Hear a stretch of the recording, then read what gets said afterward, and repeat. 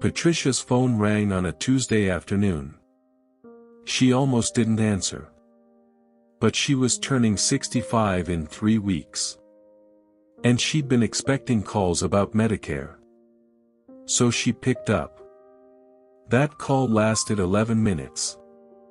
6 months later, someone in Florida was living as Patricia Chen. And Patricia was trying to prove she still existed.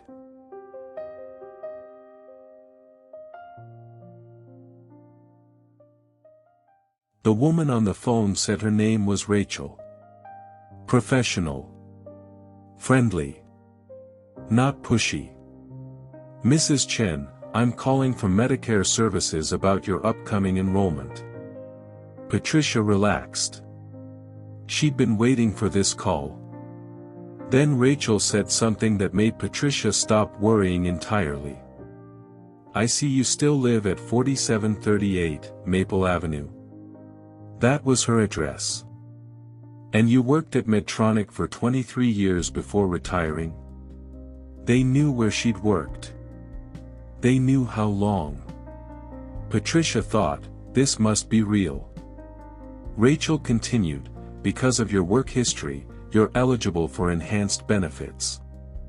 I just need to verify your information to activate them. Patricia hesitated for only a moment. Why do you need my social security number if you already have it? Rachel laughed warmly. Federal law requires verbal verification before activating new benefits. It's actually to protect you from fraud. That made sense. Patricia gave them her social security number. Then her mother's maiden name. Then her bank's name. The call lasted 11 minutes. Patricia hung up feeling helpful. She had no idea what she'd just done. 3 weeks later, Patricia's real Medicare card arrived. Everything seemed fine. Then her phone rang. Mrs. Chen, did you just open a credit card with a $12,000 limit? Patricia said, no. Ma'am, someone used your social security number 3 days ago. You need to report this immediately. Patricia's hand started shaking. She called her bank. Someone had tried to open an account in Miami. She pulled her credit report. 5 inquiries she didn't recognize. Credit cards she'd never opened. A personal loan. An apartment lease. Then she saw something that made her stomach drop. Someone had filed a tax return in her name. In October. Months before tax season. Claimed a refund. The IRS had already sent the money to Florida. Patricia called Medicare. The representative said, ma'am, Medicare will never call asking for your social security number. We already have it. Patricia realized. Rachel wasn't from Medicare. And she'd given her everything. The stolen money was just the beginning. Someone in Florida had used Patricia's Medicare number to get medical procedures. A knee surgery Patricia never had. Physical therapy she never attended. Prescriptions she'd never taken. Patricia's medical records now showed treatments for conditions she didn't have. When she went to her own doctor for hip pain, the system flagged her. Mrs. Chen, it says here you had knee surgery 6 months ago. Are you experiencing complications? She had to explain, that wasn't me. Someone stole my identity. Her doctor looked confused. The nurse looked suspicious. Patricia told me, I could see it in their eyes. They weren't sure if I was telling the truth. But it got worse. Medicare flagged Patricia's account for fraud. They suspended her benefits while they investigated. Patricia, the victim, couldn't see her own doctor for 2 months because the government thought she was the scammer. She needed hip surgery. Had to delay it. The pain got worse. She told me, I stopped trusting myself. Every time I had to give my name somewhere, I wondered if the system would believe I was really me. Her daughter found her crying one night. "Mom, what's wrong?" Patricia said, "I don't feel like I exist anymore. Someone else is living my life, and I'm just trying to prove I'm real." It took 14 months to clean up her medical records. She had to hire a lawyer. Wrote letters to 3 hospitals.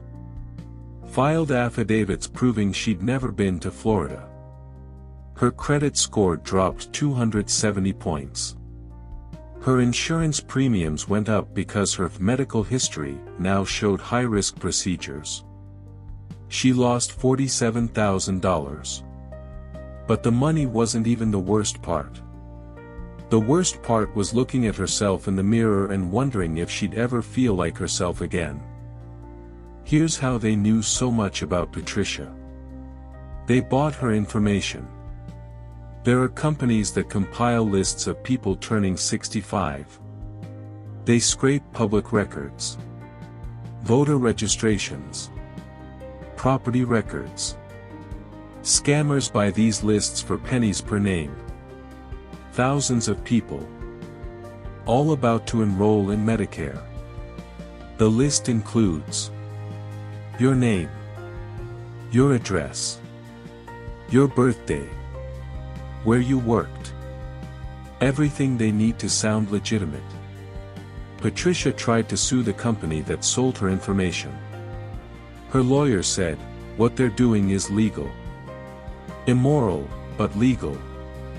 The people who sold Patricia to the scammers, still in business, still selling, still legal. Here's what you need to know.